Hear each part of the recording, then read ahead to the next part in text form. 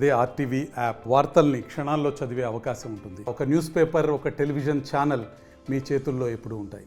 యావత్ సృష్టి మొత్తం ప్రత్యక్ష దైవంగా కొనియాడబడే సూర్య భగవానుడి జన్మదినోత్సవం సందర్భంగా రథసప్తమి వేడుకలు తిరుమలలో ఘనంగా నిర్వహిస్తుంది తిరుమల తిరుపతి దేవస్థానం.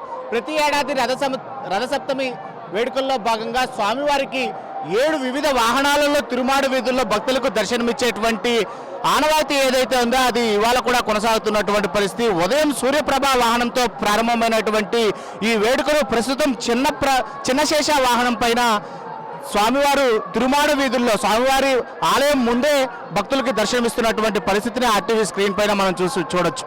అయితే ప్రతి ఏడాది కూడా ఈ రథసప్తమి వేడుకలను పురస్కరించుకొని 7 వివిధ వాహనాలు అంటే సూర్యప్రభ, చిన్నశేష, హనుమంత, అదేవిధంగా గరుడ వివిధ వాహన సేవల్లో స్వామివారు ఇటు తిరుమాడ వీధుల్లో భక్తులను కటాక్షిస్తూ ఉంటారు. ఈ నేపథ్యంలోనే దీన్ని మినీ బ్రహ్మోత్సవంగా కూడా తిరుమల తిరుపతి దేవస్థానం కొలుస్తూ ఉంటుంది.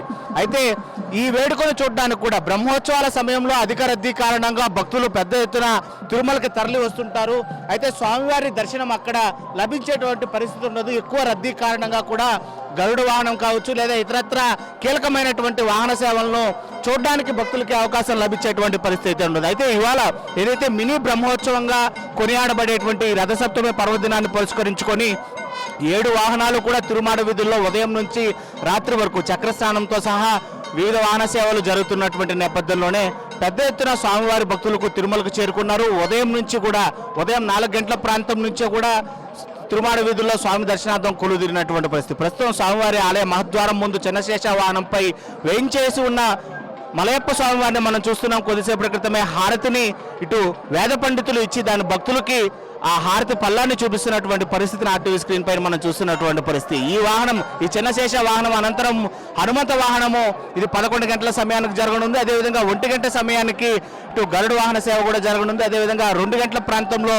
ఇటు చక్రస్నానం కూడా జరిగేటువంటి పరిస్థితులు అయితే కనిపిస్తున్నాయి. అయితే ఇది ఏదైతే సూర్య భగవానుడి జన్మదినోత్సవం సందర్భంగా రథసప్తమి పర్వదినాన్ని పురస్కరించుకొని తిరుమలలో ప్రతి ఏటా జరిగేటువంటి ఈ వైభవంగా జరిగేటువంటి మినీ బ్రహ్మోత్సవాన్ని తిరుమల తిరుపతి దేవస్థానం ఈ దఫా కూడా చాలా వైభవపేతంగా నిర్వహిస్తుందని చెప్పొచ్చు. పెద్ద ఎత్తున భక్తులకి స్వామివారి దర్శనం పొందే విధంగా కూడా ఇటు అంటే వేసవి సమయం ప్రారంభమవుతున్నటువంటి నేపథ్యంలోనే ఆలయం మహద్వారం ముందు వైపు భాగాన అంటే అఖిలాండంకి ఆలయ మహద్వారానికి ఉండేటువంటి సుదూరమైనటువంటి ఖాళీ ప్రాంతాన్ని అంతా కూడా ఇటు వైట్ షెడ్లతో జర్మన్ షెడ్స్తో ఏర్పాటు చేసి భక్తులకి వేసవి తాపం నుండి కూడా శ్రీవారి వాహన సేవలను మొత్తం తిలకించడానికి వెసులుబాటు కల్పించడమే కాకుండా ఆలయం మొదటి భాగం నుంచి తిరుమాడ వీధులు మొత్తం దాదాపు 50 టన్నుల వరకు కూడా వివిధ రకాల పుష్పాలను బెంగళూరు అదేవిధంగా మహారాష్ట్ర ఇతరత్ర ప్రాంతాల నుంచి తీసుకుని వచ్చినటువంటి పుష్పాలు, ఫలాలు అదేవిధంగా కాయగూరలతో అలంకరణలు నిర్వహించినటువంటి పరిస్థితిని అయితే మనం కల్లారా చూడొచ్చు. మొత్తం మీద స్వామివారి లోపల ఆలయం లోపల మూల విరాట్ని దర్శించుకున్నటువంటి భక్తులు వెలుపలికి రాగానే కూడా ఇటు మాడవీధుల్లో ఉండేటువంటి గ్యాలరీల్లోకి వాళ్ళని పంపేటువంటి ప్రయత్నం తిరుమల తిరుపతి దేవస్థానం చేస్తుంది.